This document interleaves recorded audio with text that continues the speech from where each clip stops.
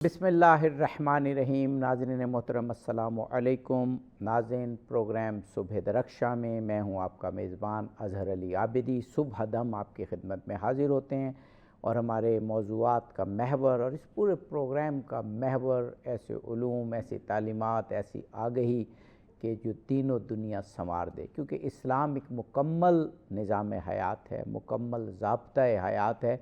وہ ہمیں دین و دنیا دونوں کی کامیابی میں گائیڈ کرتا ہے، اور دنیا کامیاب ہوگی تو ہم پھر یقیناً دین میں بھی کامیاب ہوں گے، کیونکہ دین ہماری گائیڈنس کے لیے آیا ہے۔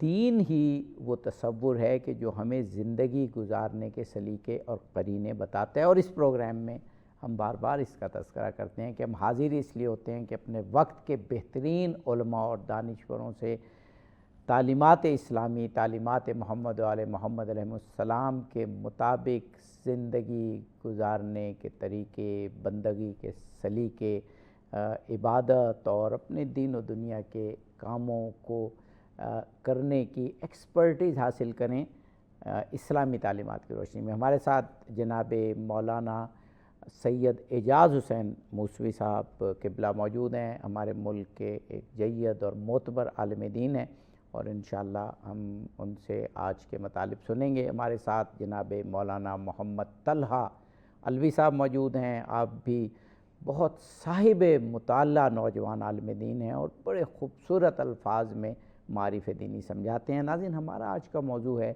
کہ اسلام میں اجتماعی عبادات کی بہت زیادہ اہمیت ہے، اور اس میں سے پھر ہم نے مثال کے طور پر ایک اجتماعی عبادت کو چنا ہے جو انڈیویجولی ادا ہی نہیں ہو سکتی، اور وہ ہے نماز جمعہ۔ اجتماعی عبادات کا فلسفہ کیا ہے؟ کیونکہ ہم تو بہت سے مذاہب دیکھتے ہیں کہ جو خلوت میں یا بالکل جس کو رہبانیت کہتے ہیں اس میں چلے جاتے ہیں، لیکن اسلام نے اس سے منع کیا ہے۔ جناب مولانا سید اعجاز حسین موسوی صاحب قبلہ، اجتماعی عبادات کا فلسفہ، کیونکہ عبادات کے حوالے سے ایک تصور ہمارے ذہن میں آتا ہے کہ ایک معبود کے ساتھ ایک رابطہ ہے۔ آپ نے ایک پروگرام دعائے کمیل پر کیا تھا اور اس میں بڑے خوبصورت طریقے سے بتایا تھا، لیکن جب لوگ شامل ہو جائیں تو کیا فوکس تھوڑا سا کم نہیں ہو جاتا؟ لیکن لگتا تو ایسا نہیں، کیونکہ اسلام نے اجتماعی عبادات کا ثواب بہت زیادہ بتایا۔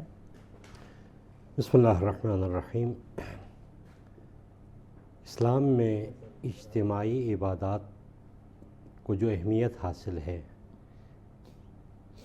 کسی بھی چیز کی اتنی اہمیت نہیں جتنی اجتماعی عبادات کی ہے۔ مثال کے طور پر آپ حج کو دیکھ لیں۔ حج کا اصل فلسفہ کیا ہے؟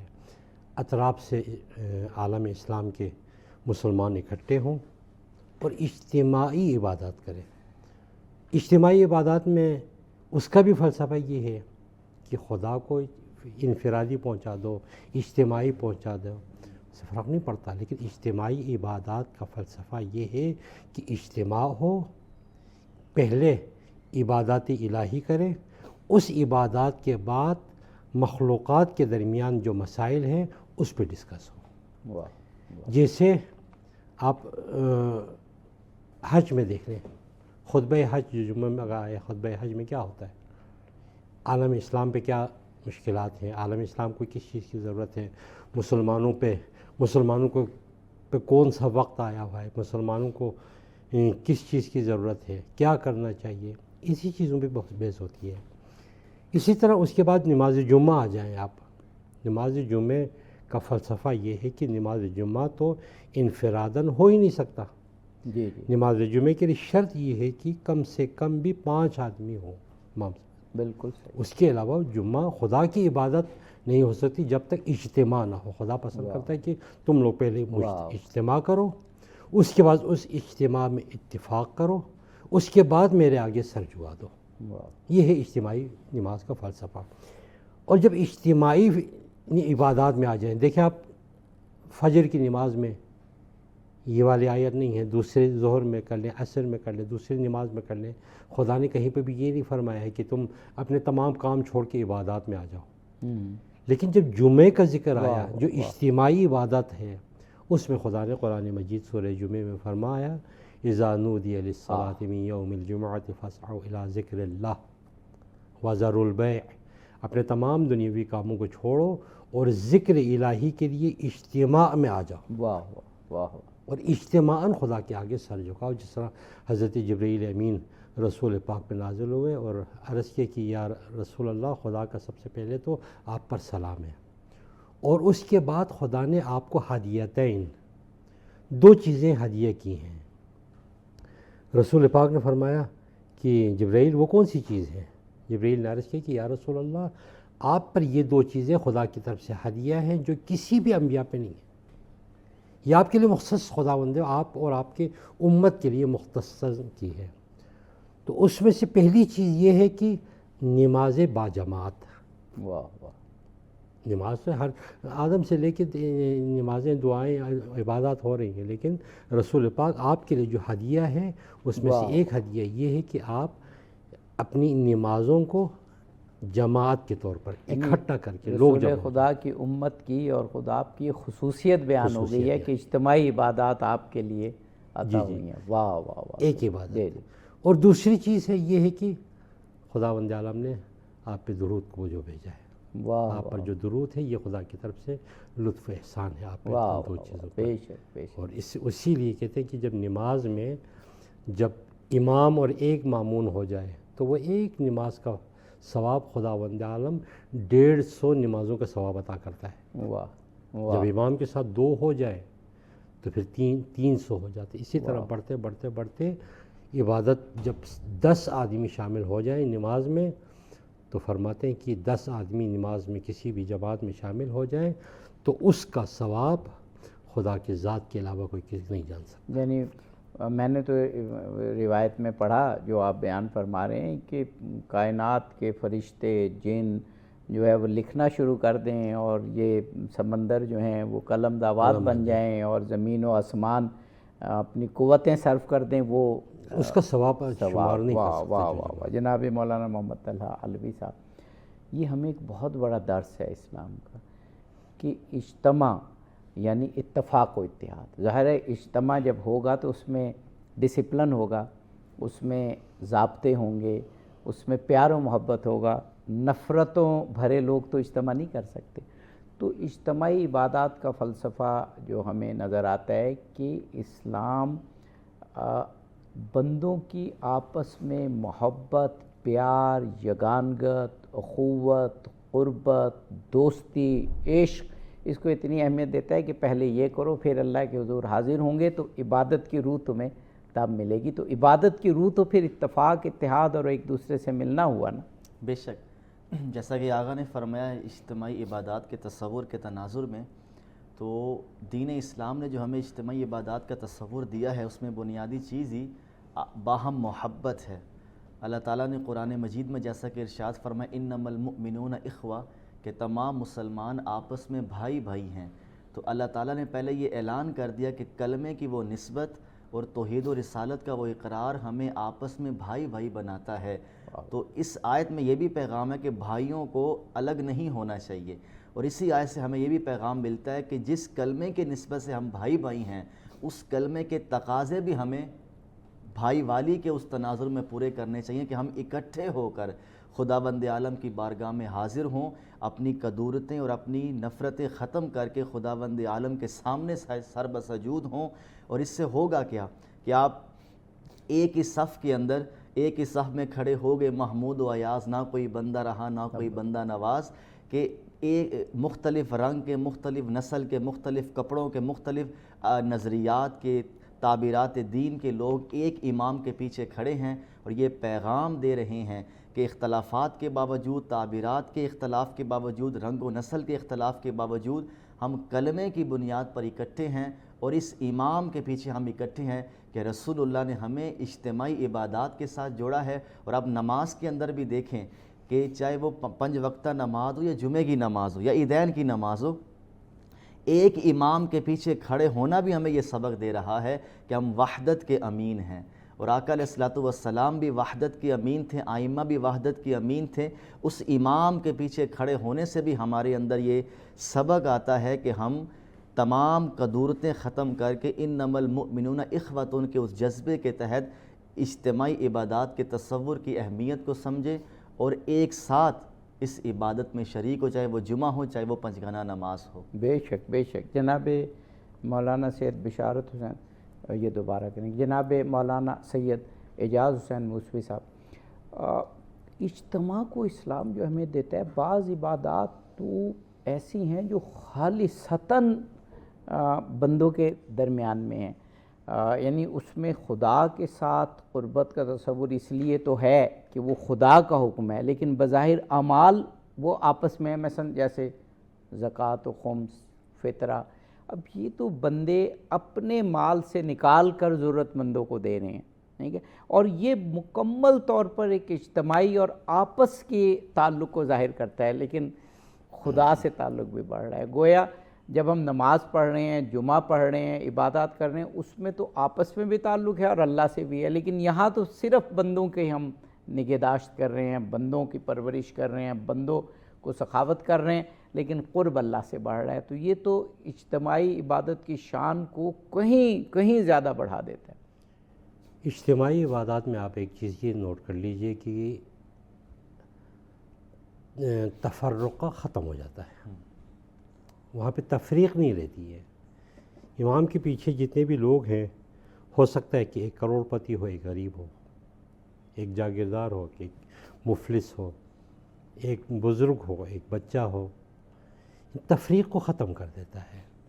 اجتماعی عبادات کے فلسفوں میں سے ایک فلسفہ یہی ہے کہ جب اجتماعی عبادات ہو تو تفریق نہیں ہوگی، یہ کیا ہے، یہ کیا ہے، یہ کون ہے، یہ کتنا بڑا ہے، یہ مفلس ہے، یہ امیر ہے، یہ غریب ہے، یہ ختم۔ خدا کے سامنے جب تم اجتماعی عبادت میں آ گئے تو نہ وہاں پہ کوئی امیر ہے نہ غریب ہے، سب معبود کے سامنے عابد ہے۔ یہ اسلام کی ایک بہت بڑی خصوصیت، بہت بڑی خصوصیات میں سے۔ اب آپ حج میں چلے جائیں، حج میں چلے جائیں، وہاں پہ دوران حج میں پتہ نہیں چلے گا کہ کون کیا ہے، بالکل کتنا بڑا ہے، وہاں تو لباس بھی بالکل ایک سا ہے، لباس بھی ایک جیسا، عبادت بھی ایک جیسے، ارکان بھی ایک جیسے، ہر کوئی وہی عمل کر رہا ہے۔ تو اس کا مطلب ہے کہ خدا صرف عبادت کو پسند کرتا ہے، اجتماع کو پسند کرتا ہے، ایک بات۔ باقی چیزوں قرآن میں آپ دیکھ لیں کہ خدا نے کبھی بھی اپنی عبادت کو تنہا کبھی بھی ذکر نہیں کیا۔ خدا نے جب بھی اپنی عبادت کے بارے میں ذکر کیا تو اپنے مخلوق کو ضرور یاد رکھا ہے، جیسے فرماتے کہ میں اس نماز کو، خدا کے آگے جھکے ہوئے اس نماز کو قبول نہیں کرتا جب تک زکوٰۃ ادا نہ کرے۔ واہ واہ واہ، یہ تو آپ نے ایک جو میں نے عرض کیا تھا اس سے بھی ایک اوپر کا سٹیپ بتا دیا، واہ واہ۔ نماز قبول نہیں ہوگی جب تک اگر کسی کوئی زکوٰۃ نہیں دیتا۔ اس کا مطلب کیا ہے؟ خدا چاہتا ہے کہ میری عبادت کے ساتھ ساتھ تم اپنے مخلوق کے درمیان بھی اپنی اخوت کو بڑھاؤ، بھائی چارگی کو بڑھاؤ۔ سب سے افضل ترین عبادت، امام جعفر صادق سلام اللہ علیہ سے سوال ہوا کہ افضل عبادت کیا ہے جس سے میں فوراً جنت میں چلا جاؤں؟ تو امام نے فرمایا تھا کہ واجبات کے بعد تمہارا حسن خلق ہے۔ واہ واہ، جنت میں جو سب سے پہلے جائے گا، واجبات کے بعد جو سب سے افضل عبادت ہے وہ حسن خلق ہے۔ واہ واہ، جب کسی کا حسن خلق اچھا ہو، کسی دوسرے کی دل آزاری نہیں ہوگی۔ حسن خلق خدا سے تو نہیں ہوتا ہے، حسن خلق کا تعلق ہمیشہ بندوں سے ہوتا ہے۔ جی بے شک بے شک۔ خدا کے ساتھ نہ تکبر کر سکتے، نہ لڑ سکتے، نہ جھگڑ سکتے، نہ بد اخلاقی کر سکتے، نہ حسن خلق کر سکتے۔ یہ تمام چیزیں تو مخلوقات کے ساتھ ہیں، اسی لیے خدا نے اپنی عبادت واجبات کے بعد سب سے افضل عبادت حسن خلق رکھا جو مخلوق کے درمیان ہوتی ہے۔ اگر کوئی شخص، معصومین کا فرمان، اگر کوئی شخص کسی دوسرے مومن کے ساتھ حسن خلق نہیں رکھتا تو خدا اپنے واجب عبادات کو بھی اس کی قبول نہیں فرماتا ہے۔ اجتماعی عبادات ہے یہ، اجتماعی عبادت خدا چاہتا ہے کہ اپنی عبادات کے ساتھ ساتھ مخلوق کے حقوق کا بھی حق ادا کیا جائے، یہ افضل ترین عبادات میں سے۔ واہ، یعنی آپ یہ فرما رہے ہیں کہ خداوند قدوس کی عبادت میں جہاں اس کے ساتھ ایک رابطہ اور اللہ کے حقوق ادا کرنے ہیں، وہاں مشروط کر دیا ہے بندوں کے حقوق، یعنی جب تک کہ بندوں کے حقوق ادا نہیں ہوں گے اس وقت تک اللہ کے جو ہم حقوق ادا کر رہے ہیں وہ بھی اس کی بارگاہ میں قابل قبول نہیں ہوں گے۔ گویا بندوں کے ساتھ تعلق کو اسلام نے اتنی اہمیت دی ہے کہ گویا مجھے ایسے نظر آ رہا ہے اب دونوں علماء کرام کے گفتگو سے کہ عبادت کا تصور بندوں سے محبت کیے بغیر، بندوں سے خلوص کے ساتھ انٹریکشن کیے بغیر ممکن ہی نہیں ہے۔ اس پر ابھی مزید انشاءاللہ گفتگو جاری رکھتے ہیں۔ ناظرین، اجتماع کو اسلام کتنی اہمیت دیتا ہے کہ عبادت کا مرتبہ، عبادت کا ثواب، عبادت کا رینک کئی گنا، کئی 100 گنا، کئی 1000 گنا بڑھا دیتا ہے جب وہ اجتماع میں کی جاتی ہے۔ اس پر مزید گفتگو کریں گے، ہمارے ساتھ رہیے۔ ناظرین، پروگرام میں ایک مرتبہ پھر آپ کو خوش آمدید کہتے ہیں۔ اسلام میں عبادات کا اجتماعی تصور کہ اجتماع کی عبادت خداوند قدوس نے اسلامی تعلیمات میں اس کو نہ صرف بہت زیادہ اہمیت دی ہے بلکہ افضل قرار دیا، اور اس میں خاص طور پر نماز جمعہ پر ہم گفتگو کر رہے ہیں کیونکہ یہ ہر ہفتے ہم پڑھتے ہیں اور اس کا امپیکٹ بڑا ہے۔ ہمارے ساتھ جناب مولانا سید اعجاز حسین موسوی صاحب موجود ہیں، جناب مولانا محمد طلحہ علوی صاحب۔ جناب مولانا محمد طلحہ علوی صاحب، ہم نے اجتماعی عبادات میں اگر سب سے پہلے کوئی بہت خوبصورت اور امپیکٹفل جس کا اثر ہے عبادت ہمارے سامنے ہے تو وہ نماز جمعہ ہے۔ نماز جمعہ کو اتنی زیادہ جو اسلام میں اہمیت دی گئی ہے کہ اور یہ بھی کہا گیا ہے کہ وہ جامع مسجد میں ہو، یعنی ذرا بڑی مسجد میں ہو۔ تصور یہی ہے کہ ذرا ارد گرد کی چھوٹی چھوٹی مساجد کے بجائے بڑی مساجد میں ہو، پھر اس میں خطبہ قرار دیا گیا جو ایک ڈائریکٹ کمیونیکیشن ہے ایک لیڈر، ایک امام اور جو مقتدی ہیں ان کے درمیان۔ تو اس کا اجتماعی تصور اسلام میں، اور یہ پھر جیسے مملکت قائم ہوتی ہے مدینہ میں رسول اللہ کرتے ہیں اس کے فوراً بعد ہی تقریباً ہو جاتا ہے، اس کی اہمیت اور اس کی اجتماعیت کے حوالے سے آپ فرمائیے گا۔ دیکھیں، نماز جمعہ کی اہمیت اس بات سے بھی عیاں ہوتی ہے کہ آقا علیہ الصلوۃ والسلام جب مدینہ ہجرت کر کے آئے تو آپ نے سب سے پہلے نماز جمعہ کا اہتمام فرمایا، تمام صحابہ کرام کو جمع کر کے اپنی امامت میں ان کو نماز جمعہ پڑھائی۔ مزید یہ کہ آپ قرآن مجید کی آیات کو جیسا کہ آقا نے بھی اس کا حوالہ دیا کہ اللہ تعالیٰ نے ان آیات میں واضح طور پر فرمایا کہ جب تمہیں آواز دی جائے جمعہ کے لیے تو تم اپنے کام کاج بھی چھوڑ دو اور اللہ کے ذکر کی طرف بڑھو۔ یعنی کہ نماز جمعہ کو اللہ تعالیٰ نے اپنے ذکر کے ساتھ تشبیہ دی ہے کہ یہ نماز تو ہے ہی، عبادت تو ہے ہی، لیکن یہ میری یاد ہے کہ تم یہاں پر میری یاد کی نیت کر کے آؤ۔ اور آگے کیا فرمایا کہ سارے کام کاج تم نے چھوڑ دینے ہیں۔ تو کسی عبادت کے بارے میں اللہ تعالیٰ نے یہ بات ارشاد نہیں فرمائی، صرف اور صرف نماز جمعہ کے لیے اللہ تعالیٰ نے کہا کہ دنیا کے کام کاج چھوڑ دو، جو مشغولات ہیں ان کو چھوڑ دو، معمولات کو چھوڑ دو، فقط اذان ہو جائے جمعے کی فوراً مسجد میں آنا ہے اور وہاں پر اللہ کی بارگاہ میں اس قدر فریاد کرنی ہے، سر بسجود ہونا ہے کہ یہ اجتماع تمام مسلمانوں کا اجتماع۔ اور یہاں پر میں ایک چیز ایڈ کروں کہ جمعہ اصل میں ہے ہی ریاست کے لیے، جمعہ اصل میں ریاست کا ممبر ہے کہ اللہ تعالیٰ مسلمانوں کو نظام دے، سیاسی اقتدار دے، تو جمعے کا تعلق بھی اسلامی خلفاء کے ساتھ ہے۔ بالکل صحیح۔ جب اسلامی ریاستیں اس طرح قائم نہیں ہوئی تو یہ عام علماء کرام کی طرف یہ ٹرانسفر ہو گیا، لیکن اصل میں اس کی اجتماعیت یہ ہے کہ مسلمانوں کا جو سیاسی معاملہ ہے کہ مسلمان جمعے میں حاضر ہو کر اپنے سیاسی معاملات کو حل کریں، اپنے سیاسی اختلافات کو حل کریں، اور وقت کا جو خلیفہ راشد ہے وہ مسلمانوں کے ان مسائل کو سنیں، اور اسلامی نظام حکومت میں امام کو ریاست کی طرف سے خطبہ ارشاد فرمایا جائے کہ ریاست کہے کہ یہ آپ نے ارشاد فرمانا، یہ آپ نے ارشاد نہیں فرمانا۔ یعنی ایک سمجھیں ایک قسم کی ایک پالیسی جو سٹیٹمنٹ کہہ لیں یا پالیسی ڈاکومنٹ کہہ لیں، جمعہ وہ ہونا چاہیے۔ بالکل، بڑی اہم بات آپ کا، یعنی کہ یہ مسجد کا اس طرح حق نہیں ہے، شاید فقہ جعفری میں بھی آغا وضاحت فرمائیں گے، لیکن ہمارے ہاں امام ابو حنیفہ نے کبھی جمعہ نہیں پڑھایا، امام شافعی نے کبھی جمعہ نہیں پڑھایا، وقت کے حکمران نے ہی جمعہ پڑھایا ہے۔ ریاست یعنی کہ جمعے کا ممبر ریاست آج اگر ہم کہیں تو یہ کہیں کہ ایک اس قوم کی اجتماعی پالیسی جو ہے وہ جمعے سے جھلکنی چاہیے۔ بالکل، نماز جمعہ عموماً یہ ہے کہ چونکہ اس طرح بڑی اہم بات آپ کا نظام حکومت نہیں ہے تو چلیں ہم نے اس شکل کو باقی رکھا ہوا ہے کہ اب علماء کرام اس منبر پر آ کر دین کی دعوت دیتے ہیں، ہر لحاظ سے ہماری رہنمائی کرتے ہیں. تو یہ وہ اجتماع ہے کہ ہم اسلامی نظام کو بھی سامنے لے کر چلیں، اور اگر وہ نہیں ہے تو ہم علماء کرام کے اقتداء میں جمعے کی نماز کو اس طرح ادا کریں کہ ایک ہی صف کے اندر وہ سارے معاملات حل ہو جاتے ہیں. اور آقا نے جیسا کہ حقوق العباد کی اس کے ساتھ بات کی کہ اجتماعیت کے ساتھ ساتھ جو حقوق العباد کو اللہ تعالیٰ نے اس کے ساتھ جوڑا ہے، سورۃ الماعون کے اندر آپ دیکھ لیں کہ اللہ تعالیٰ فرما رہے فویل للمصلین کہ ہلاکت ہے ان نمازیوں کے لیے کہ اجتماع میں آ کر بھی وہ نماز قبول نہیں ہوتی اگر تو اس میں ریاکاری ہو، اگر اس میں سستی ہو، اور اگر آخر میں فرمایا یمنعون الماعون کہ آپ چھوٹی چھوٹی چیزیں بھی اپنے بھائیوں کو اس طرح نہ دیں کہ ان کی حق تلفی ہو جائے.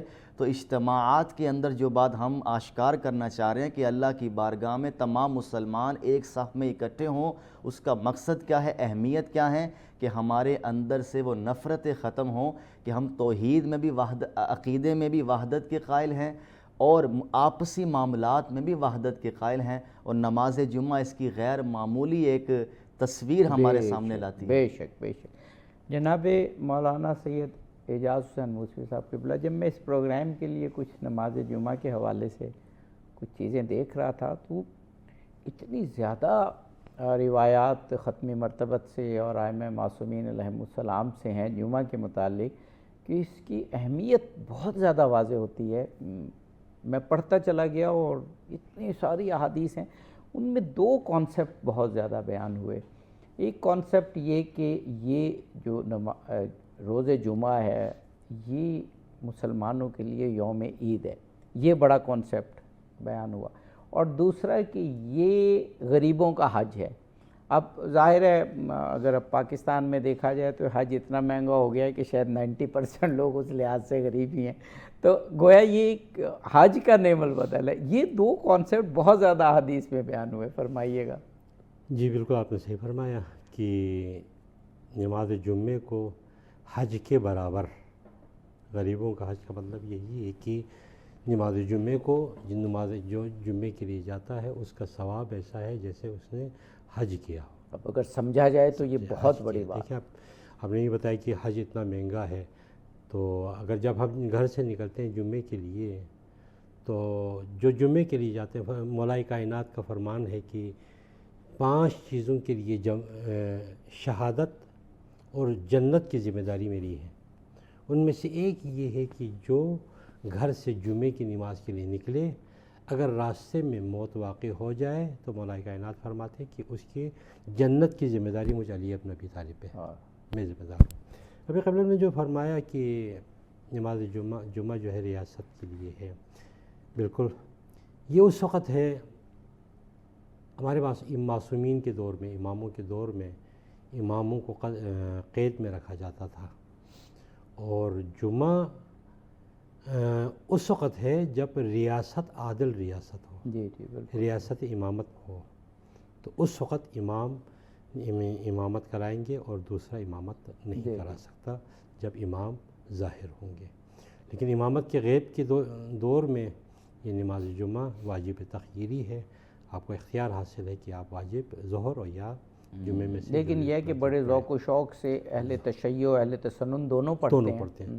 الحمدللہ جمعے میں سب سے بڑی خوبی یہ ہے کہ ابھی دیکھیں دوسرے نمازوں میں ہو سکتا ہے 1-2 اہل تشیع کے اہل تسنن میں جائے، اہل تسنن میں جائے، لیکن جو جمعہ ہے جہاں پہ خطبہ علمی ہو، معلوماتی ہو، عقیدتی ہو، اس کے آخرت کو سنوارنے کا جمعہ ہو، تو آپ دیکھیں پھر جمعے میں تشیع اور تسنن یہ فرق ختم ہو جاتا ہے. بالکل صحیح. بہت سارے مساجد ایسے ہیں جس میں بہت سارے اہل تسنن کے نوجوان لڑکے نمازی جو علم دوست ہیں وہ آتے ہیں، اور اسی طرح اہل تسنن کے اہل تشیع جاتے ہیں. یہ بڑا اچھا. قبلہ میں آپ سے بھی یہ سوال کروں گا، یہ میں طلحہ علوی صاحب سے کرنا چاہ رہا ہوں، آپ کی طرف واپس آؤں گا، ابھی ہمارے پاس وقت ہے. جب ہم کہہ رہے ہیں نا کیونکہ ہمارا موضوع تو ہے اسلام میں اجتماعی عبادات، لیکن ہم نے اس میں نماز جمعہ کو بڑی اہمیت دی. اجتماعی کا مطلب اجتماع ہے. اجتماع میں پھر شیعہ سنی، پھر اہل تشیع میں اپنے جو ہیں وہ جماعتیں، یا اہل تسنن میں اپنے جو مکاتب ہیں، یہ اس کی بات نہیں ہو رہی. تو کم از کم ایسا ضرور ہونا چاہیے کہ کچھ نہ صحیح تو مہینے میں یا سال میں ایک جمعہ ایسا ہونا چاہیے جو شہر میں ایک بڑا اجتماع ہو جس میں شیعہ سنی سب اکٹھے ہوں. تو یہ ایک آپس میں غلط فہمیوں کے ازالے، کیونکہ اسلام کی 95% تعلیمات تو ایک ہی ہیں، تو غلط فہمیوں کے ازالے کا بھی باعث بنے گا اور دوسرا پیار و محبت آپس میں پیدا ہوگی. اس کانسیپٹ کو آپ کیسے دیکھتے ہیں؟ جی بالکل ایسا ہی ہے کہ جب ہم جمعے کی نماز کے لیے نکلتے ہیں، ہمارے ہاں اہل تسنن میں تو آپ دیکھ رہے ہیں کہ گلی گلی میں جامع مسجد بنی ہوئی ہے اور وہاں پر جمعے کا اہتمام ہوتا ہے. متقدمین فقہا کے ہاں گاؤں میں اس طرح جمعہ نہیں ہوتا تھا، لیکن ضرورت کے تحت اب گاؤں کی مساجد میں بھی جمعے کا وہ اہتمام ہے. آبادی بڑھ گئی ہے بالکل.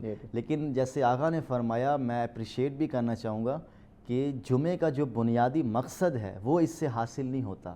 اگر گلی گلی میں مسجد ہو اور 4 5 10 لوگ الگ الگ مسجد میں جمعہ پڑھ رہے ہوں، چلیں اس طرح آپ اس عمل میں تو شریک ہو جائیں گے، لیکن جو بنیادی اس کا مقصد ہے کہ ایک امام ہو اور تمام شہر کے لوگ اس ایک امام کی اقتداء میں نماز ادا کریں. جو ہمارے یہاں تشیع میں یہ پائی جاتی ہے بات کہ ان کے ہاں کلومیٹر کے حساب سے مسجد کا ایک معاملہ ہوتا ہے. تو یہ اجتماع جو ہے کہ مسلمان تمام کے تمام اپنے اختلافات کو، عقائد و نظریات کو ایک طرف کر کے صرف اور صرف اس امام کو مسلمان سمجھ کر ایک مسجد کا تعین کریں اور ہفتے میں ایک بار نہ صحیح مہینے میں ایک بار 2 ماہ کے بعد کسی شیعہ مسجد میں یا شیعہ کسی سنی مسجد میں آ کر جمعے کی اس نماز میں شریک ہو، تاکہ مسلمانوں کی اس اجتماعیت سے باطن کا دل لرزے. بیسیکلی جو اجتماعیت کا اصل مقصد بھی ہے کہ اللہ تعالیٰ مسلمانوں کو اکٹھا کر کے باطل کو بتانا چاہتا ہے کہ مسلمان آج بھی ایک ہیں، مسلمان اکیلے نہیں ہیں. اس میں آپ دیکھ لیں میرا اپنا ذوق بھی کہ میں خود بعض اوقات اپنے علاقے میں بھی اور یہاں بھی جان بوجھ کر ارادتاً انٹینشلی شیعہ مساجد میں جا کر شیعہ ائمہ کے پیچھے نماز ادا کرتا ہوں. میں نے خود بھی آپ کو دیکھا ہے. وحدت ہو جمعے کی نماز میں بھی اور ویسے بھی کبھی ظہر کی نماز میں، کبھی مغرب کی نماز میں. اور آپ یہ جانتے ہیں کہ اہل تسنن میں جمع بین الصلاتین کو لے کر اختلافات ہیں. میں وحدت کے اس جذبے کے تحت ظہرین اور مغربین کا بھی اہتمام کرتا ہوں کہ ہماری اجتماعیت کو نقصان نہ پہنچے. تو یہ ایک خوبصورت پیغام ہے کہ مسلمان شیعہ سنی سے اوپر اٹھ کر جمعے کی نماز کا اہتمام کرے، چاہے مہینے میں ایک باری. اس میں ہمارے علماء کو بھی کوشش کرنی چاہیے اور ہماری ریاست کو بھی یہ کوشش کرنی چاہیے کہ ہمارے ملک پاکستان میں ایسی مساجد ہونی چاہیے جس کا تعارف صرف جمعہ مسجد کا ہو. وہاں پر تمام مسلمان بغیر کسی تفریق کے، بغیر کسی مسلکی تفریق کے ایک امام کی اقتداء میں جمعہ ادا کریں. اس سے آپ دیکھیں کدورتیں ختم ہوگی، آپس کے اختلافات ختم ہوگی اور اس سے ایک فائدہ یہ بھی ہے کہ ہم قریب جا کر جو غلط فہمیاں ہیں وہ دور کر سکیں گے. اچھا، اس کا ایک اور فائدہ بھی انشاءاللہ ہوگا، لیکن ہم یقیناً دنیا جو ہے وہ اپنی اصل کی طرف پلٹ رہی ہے اور انشاءاللہ بہتر چیزیں ہوں گی.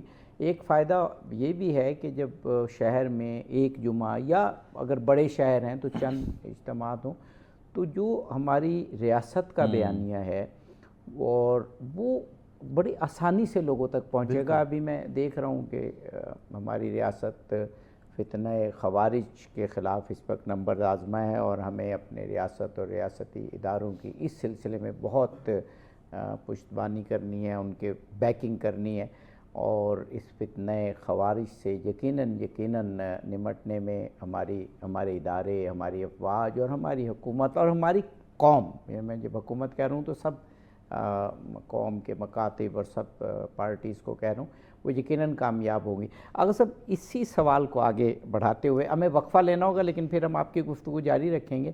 آیت اللہ مطہری کو میں نے پڑھا، اہل تشیع کے ایک بہت بڑے مجتہد.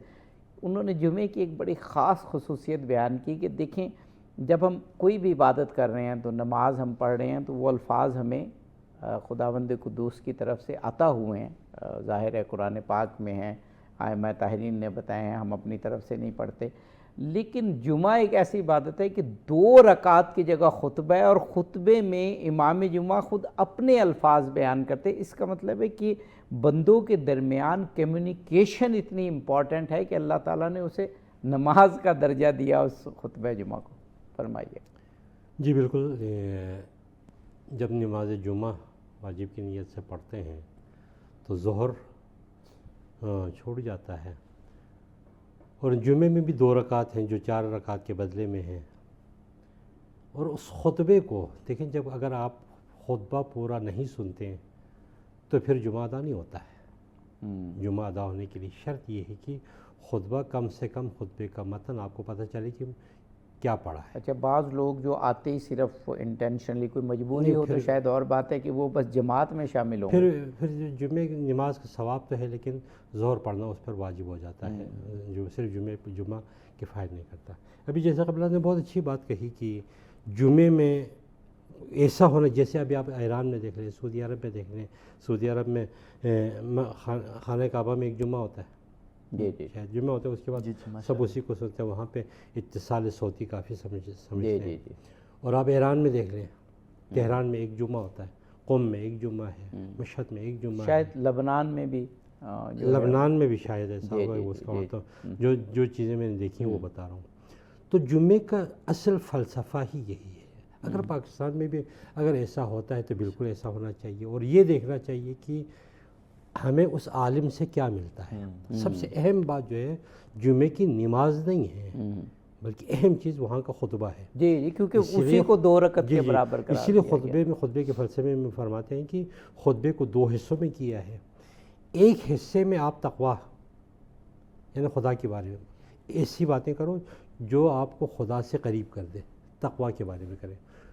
اور دوسرا خطبہ جو ہے اس ہفتے میں، اس ایام میں، ان ایام میں مسلمانوں کو کس چیز کی ضرورت ہے. یہ بڑی اہم بات کر رہے ہیں. ہمیں وقفہ لینا ہے، وقفے کے بعد یہیں سے آپ کی گفتگو کو جاری کریں گے. ناظرین ہمارے ساتھ رہیے، جلدی واپس ناظرین پروگرام میں ایک مرتبہ پھر آپ کو خوش آمدید کہتے ہیں. اسلام کی اجتماعی عبادات اور ان کی اہمیت اسلام نے کیسے بیان کی، اور اس میں پھر ہم نے مثال نماز جمعہ کو بنایا کیونکہ ہر ہفتے ہے، اور اسلام کی اجتماعی تعلیمات کا ایسنس یعنی اس کا خلاصہ اور اس کی اہمیت ہمیں نماز جمعہ میں مل جاتی ہے. اور اسی سے ہمیں اجتماع کی اہمیت پتہ چلتی ہے کہ اسلام معاشرے کو کتنی اہمیت دیتا ہے. جناب مولانا سید اعجاز حسین موسوی صاحب ہمارے ساتھ موجود ہیں. جناب مولانا محمد طلحہ علوی صاحب ہمارے ساتھ موجود ہیں. آغا صاحب، آپ خطبہ جمعہ کی جو 2 خطبات ہیں جو کہ اللہ تعالیٰ نے اور تعلیمات اسلام میں 2 رکعات کے برابر قرار دیے کہ جو جان بوجھ کے ان کو چھوڑے گا تو پھر اس کا جمعہ ہی نہیں ہوگا. اس میں 2 خطبوں میں بھی گائیڈنس موجود ہے کہ جو امام جمعہ ہے وہ کیا بات کرے. تو وہ بھی پھر وہی بات ہے کہ ایک خطبہ اللہ سے تعلق اور دوسرا خطبہ بھی اللہ سے تعلق ہے، لیکن بندوں کے ذریعے کہ مصالح دینی بیان ہو، اس ہفتے کے حالات بیان ہو. اور آج کل جو ہم خطبات جمعہ دیکھ رہے ہیں اس میں فلسطین کے مسائل، کشمیر کے مسائل، مسلمانوں کے دیگر مسائل، تو اس سے آگہی رہتی ہے لوگوں کو، ورنہ تو وہ پھر رہبانیت والا دین ہی ہو جائے. جی تو یہی دیکھیں جمعے کے 2 خطبوں میں سے ایک خطبے میں تقویٰ کے بارے میں گفتگو ہوتی ہے. تقویٰ صرف بندے اور خدا کے درمیان ہوتا ہے، اس میں کوئی دکھاوا نہیں ہے، پہلا خطبہ. اور دوسرے خطبے میں ضروری ہے، اہم یہ ہے کہ حالات حاضرہ پہ گفتگو کی جائے اور لوگوں کو کس چیز کی ہمیں ہمیشہ ممبر سے ان چیزوں کو دینا چاہیے جو سب سے زیادہ لوگوں کی ضرورت ہو. جو ضرورت نہیں ہو ان چیزوں کو نہیں بیان کرنا، جو ان کی ضرورت ہو وہ بیان کرنا چاہیے. ابھی جیسے قبلہ بھی فرما رہے تھے کہ پاکستان میں بھی اگر جمعے محدود ہوں اور سارے اکٹھے ہو جائے شیعہ سنی، تو جمعے میں تو تفرقے کی بات ہی نہیں ہے. بالکل صحیح. اذا نودی للصلاۃ، اس میں کسی فرقے سے مختص نہیں ہے. اذا نودی للصلاۃ من یوم الجمعہ فاسعوا، جلدی کرو، جب نماز کے لیے آواز دی جائے اپنے کاروبار کو بند کرو. وذروا البیع، اپنے کاروبار کو بند کرو اور ذکر الہی کے لیے آ جاؤ. یعنی کہ یہاں پہ آپ اگر فلسفہ دیکھا جائے تو کہ ذکر الہی کیا ہے. خطبے تو 2 خطبے ہیں، ایک میں حقوق اللہ بیان کیا جاتا ہے اور دوسرے میں حقوق الناس کو بیان کو، لوگوں کے مسائل کو بیان کیا جاتا ہے. یعنی لوگوں کے مسائل کو بیان کرنا اور اس کو حل کرنا خدا نے اپنے حقوق ذکر اللہ بیان کیا ہے. ہم کسی لوگوں کو بیان کرتے ہیں. اسی لیے دیکھیں کہ جمعے میں لوگوں کا اجتماع ہونا چاہیے. اور ان جمعوں میں ابھی یہ فلسطین پر میں آپ کے بتاتا ہوں، فلسطین پر سب سے زیادہ امداد جو لوگوں نے دیے ہیں، میں آپ کو بتاؤں کہ یہ اعلانات سے نہیں ہوئے ہیں، لوگوں کے ٹی وی کے ذریعے نہیں ہوا ہے. یہ جمعے کے خطبات سب سے زیادہ مؤثر ہوا ہے. جس کی وجہ سے فلسطین میں ان نہتے غریب جو ایک ایک بوند پانی کے لیے ترس رہے تھے، ان کے لیے جو پہنچا ہے، جتنا بھی پہنچا ہے، جتنا جمع ہوا ہے اتنا نہیں پہنچا ہے، جتنا بھی پہنچا ہے وہ جمعے کے ذریعے، عبادات کے ذریعے، علماء کے ذریعے وہاں تک پہنچی۔ اس کا ابھی مطلب جب کوئی آفت آتی ہے، زلزلہ آتا ہے، سیلاب کی کیفیت پاکستان میں، تو یقیناً نماز جمعہ اور اس کے خطبوں نے اہم کردار ادا کیا، اس میں کوئی شک نہیں۔ جناب مولانا اس میں میری ضرور۔ ایک گزارش بھی ہے ضرور، کہ ہمارے پاکستان میں یہ ہوتا ہے کہ اس جمعے کے خطبات میں ہمارے وزراء ہیں، حکومتی ادارے کے لوگ ہیں، ان کو شامل ہونا چاہیے۔ صحیح بات ہے، بالکل۔ جب جمعے میں ہمارے وزراء آئیں گے، ہمارے حکمران آئیں گے، ان تک ہماری بات پہنچے گی، عوام کو کن مسائل سے دو چار ہے، بڑی اچھی بات کی یہ ان تک پہنچ جائے گا، اور اس سے حکومت اور عوام کے درمیان محبت بھی بڑھے گی۔ تو حکومتی اداروں کو، حکومت کے جو بڑے ہمارے وزراء ہیں، کسی وقت ٹائم نکال کے اگر جمعے کی 2 رکعت میں بھی شامل ہو جائے تو یہ پاکستان کے مفاد میں بہت بہتر ہوگا۔ بڑی بہت آپ نے اعلیٰ تجویز پیش کی، اور ٹیلی ویژن کے ذریعے، سچ ٹیلی ویژن کے ذریعے ہمارے جو ارباب اختیار ہیں ان تک اللہ کرے یہ بات پہنچے۔ جناب محمد طلحہ علوی صاحب، وہ میں ایک عالم دین کو سن رہا تھا، انہوں نے بڑی اچھی بات کی کہ دیکھیں عید کا موقع خوشی کا موقع ہے، اچھا جو جمعے کے دن کو بھی عید کا دن قرار دیا، خوشی کا موقع ہے، تو ہونا تو یہ چاہیے تھا بظاہر جو ہمیں کہ ہلے گلے کے لیے اور خوشی منانے کے لیے تو کوئی ایک آدھ نماز کم ہو جاتی، لیکن وہ نماز کم نہیں ہوئی، بلکہ عید کے دن بھی ایک اور نماز عید آ گئی، اور جمعے کے دن بھی نماز جمعہ آ گیا۔ تو یہ دراصل ہمیں یہ سبق دیتا ہے کہ چاہے عید منانی ہو، چاہے خوشی منانی ہو، چاہے اللہ کا قرب حاصل کرنا ہو، وہ اجتماع کے ذریعے زیادہ بہتر ممکن ہوگا۔ تو اجتماع کریں اور اس میں عبادت کریں تو وہ ہماری دین و دنیا کے لیے بہتر ہوگا۔ یہ اسلام کا ایک بڑا خاص پہلو ہے جو اجتماع کو اور اجتماعی عبادات کو اہمیت دیتا ہے۔ بالکل آپ نے درست فرمایا۔ دیکھیں سیلیبریشن کا تعلق بھی اکٹھے ہونے سے ہے، کہ ہم جب بھی خوشی مناتے ہیں، کوئی بھی ایونٹ کرتے ہیں، تو کوئی بھی اکیلے نہیں کرتا، ہم اپنی خوشیوں میں اپنے بھائیوں کو شریک کرتے ہیں، اور اپنے اس طرح کے ایونٹس میں بھی اپنے بھائیوں کو شریک کرتے ہیں۔ تو کسی تہوار کو منانے کا تعلق ہی وحدت کے ساتھ ہے، اجتماع کے ساتھ ہے، کہ ہم سب اکٹھے ہو کر اس تہوار کو منائیں اور اس کا اظہار کریں کہ آج ہم خوش ہو رہے ہیں۔ آپ نے جمعے کی بات کی، آقا علیہ السلام نے بھی فرمایا کہ جمعہ تمہارے لیے عید کا دن ہے۔ آپ اس کی اہمیت کو اس طرح دیکھیں کہ آقا علیہ السلام جمعے کا اہتمام کیسے کرتے تھے۔ آپ جمعے کے لیے اسپیشل غسل فرماتے تھے، جمعے کے لیے اسپیشل لباس پہنتے تھے اور خوشبو لگاتے تھے، اور چل کر مسجد کی طرف آتے تھے۔ اور آقا علیہ السلام کی ایک حدیث بھی ہے کہ جو بندہ گھر سے وضو کر کے مسجد کی طرف آتا ہے، اللہ اس کے لیے غیر معمولی اجر و ثواب کا اس کی نام اعمال میں لکھ دیتا ہے، جو گھر سے وضو کر کے آتا ہے۔ کیونکہ اس میں فقہی مسئلہ بھی ہے کہ مسجد کا جو وضو خانہ ہے وہ مسافروں کے لیے ہے، تو یہ بھی ایک اہتمام ہے کہ ہم گھر سے وضو کر کے خوشبو لگا کر اچھا لباس پہن کر جمعے کی نماز کے لیے حاضر ہوتے ہیں۔ تو یہ رسول اللہ نے اپنے عمل سے اس جمعے کی نماز کی اہمیت کو واضح کیا، اور ساتھ یہ خوشی کا بھی موقع ہے کہ اللہ تعالیٰ نے ظہر کی 4 رکعتوں میں سے 2 رکعتیں ہمیں اپنے سامنے کھڑے ہونے کے لیے عطا کر دیں، اور 2 رکعتوں کے نعم البدل کے لیے ہمیں اللہ تعالیٰ نے خطبہ دیا کہ تم تزکیہ نفس کی باتیں سنو، تقوی کی باتیں سنو، ترغیب و ترہیب کی باتیں سنو، اللہ سے ڈر سنایا جائے، خوشخبری سنائی جائے، جہنم کے وعید ہے، جنت کی بشارت ہے، کہ وعظ و نصیحت کا بھی ہفتے میں ایک بار اہتمام ہونا چاہیے کہ ہم اللہ سے غافل نہ ہو جائیں۔ تو یہ بھی ایک خوشی کا موقع ہے کہ ہم 6 دن کام میں مشغول ہوتے ہیں، پریشانیوں کا شکار ہوتے ہیں، دل کی کیا کیفیت ہے، سر کہاں ہے، دل کہاں ہے، کوئی پتہ نہیں، لیکن جمعہ آ گیا ہے تو آج ہم مسجد میں اہتمام کے ساتھ جائیں گے، ہم واعظ و نصیحت کی باتیں سنیں گے، اور آپ یقین کریں کہ جمعے کے اس اجتماع میں مسلمانوں کا جمع غفیر دیکھ کر ایک عجیب کیفیت پیدا ہو جاتی ہے بندے کے، کہ کیا عجیب کیفیت ہے کہ اللہ تعالیٰ نے ہمیں کس طرح آپس میں جوڑ دیا۔ جیسے قبلہ نے بھی ارشاد فرمایا کہ خطبے کی اس قدر اہمیت ہے اس اجتماعیت کے تناظر میں کہ ہم اکٹھے ہو کر خدا کی بات کو سنتے ہیں، اکٹھے ہو، ہمیں نہیں پتہ ہوتا کہ ساتھ کون ہے ساتھ کون نہیں ہے، لیکن اس کے باوجود ہم کندھے سے کندھا ملا کر اس عالم کی بات سنتے ہیں، خدا کی دین کی بات سنتے ہیں، قرآن و سنت کی بات سنتے ہیں، اس میں واضح و نصیحت ہے، ترغیب و ترہیب ہے، اور دوسرے خطبے کا جو حصہ ہے اس میں مسلمانوں کے احوال ہیں، مسلمانوں کے لیے دعائے مغفرت اجتماعی طور پر وہاں کی جاتی ہے خطبے کے اندر.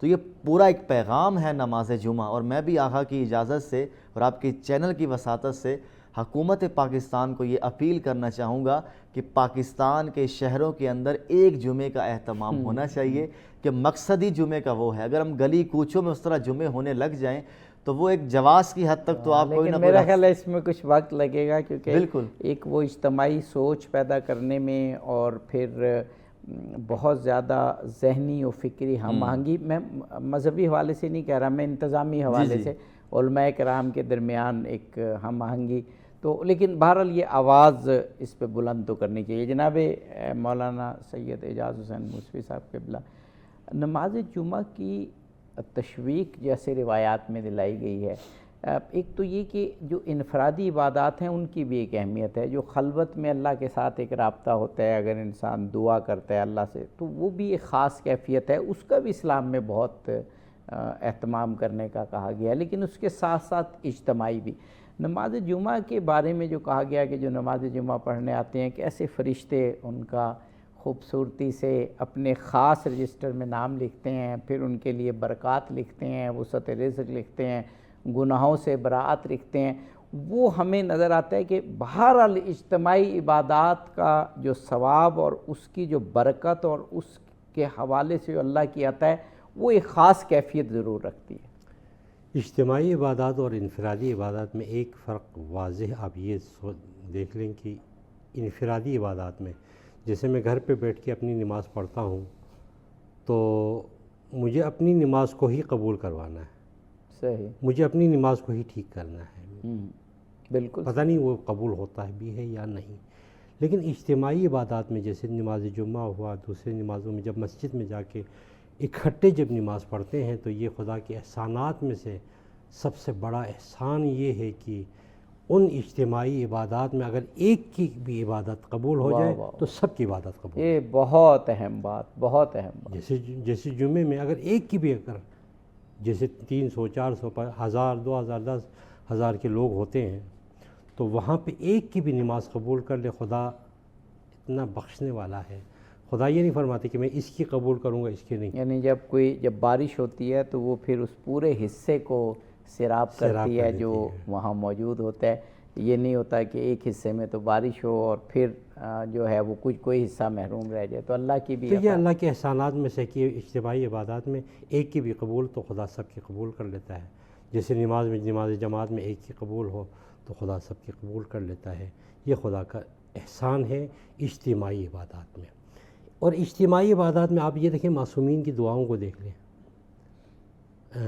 سید السجاد کی ہی ایک دعا کو میں بتاتا ہوں کہ ربنا عاملنا بفضلک یا کریم ولا تعاملنا بعدلک یا رحیم. پاک پروردگارا ہمارا جب نامہ اعمال تیرے درگاہ میں لا کے اس کی جانچ پڑتال جب کرنا شروع کر دو، عاملنا بفضلک یا کریم، ہم پر فضل کرنا.